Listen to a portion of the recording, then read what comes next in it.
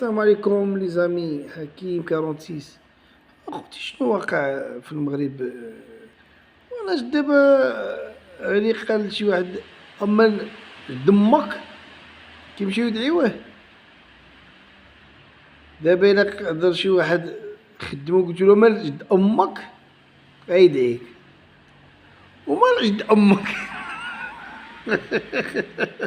وهذاك الولد اللي كتفرجوا فيه تمشيو تدعيو باغي كنضحك. وغير سمعت واحد لي فيديو بعد الفنانه الله يهديهم ما عندهم شغل، ما عندهم ما يدار. قال لك اسدي وحده كدعي وحده على مال جد امك. دابا منو تقول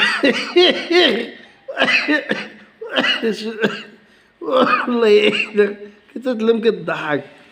وما جد امك ما خصهاش تقولها. دابا هادي فنانه، هضرت مع فنانه لا ماشي فنانه يا ربي، هادي داك طقطق.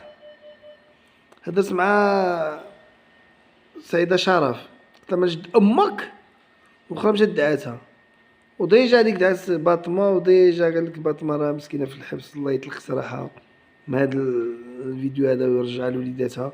في الحقيقه والله الا كنتألموا ملي كنسمعوا بحال هادشي. ونورمالمون فنانه مع فنانه الانسان ما خصوش كاع يوصل لها الموصل. كضحكوا علينا غير الفنانين الاخرين. واش عمرك شتي شي فنان في مصر دعات شي فنانه ودخلت عليها للحبس؟ واش عمرك شتي في لبنان؟ واش عمرك شتي في الجزائر او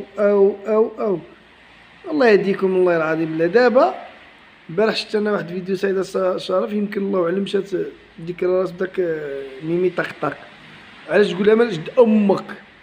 دابا انت يا لاله غتخدمي لنا البوليس ويدير لكم محضر السماع، وتخدمي لنا المحامي، وتخدمي لنا المحكمه، والورق تضيعي لنا الورق تاع الطاباج والوقت، وهادي على مال جد امك.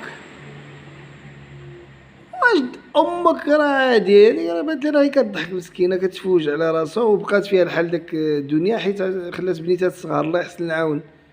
فهمتيني؟ ودابا حنا اي واحد هضر معاه تقول من جد امك غادي يمشي. انا ما كنقولها، هي كنقول هذاك تجي تدعيني حتى انا عاوتاني وتقوم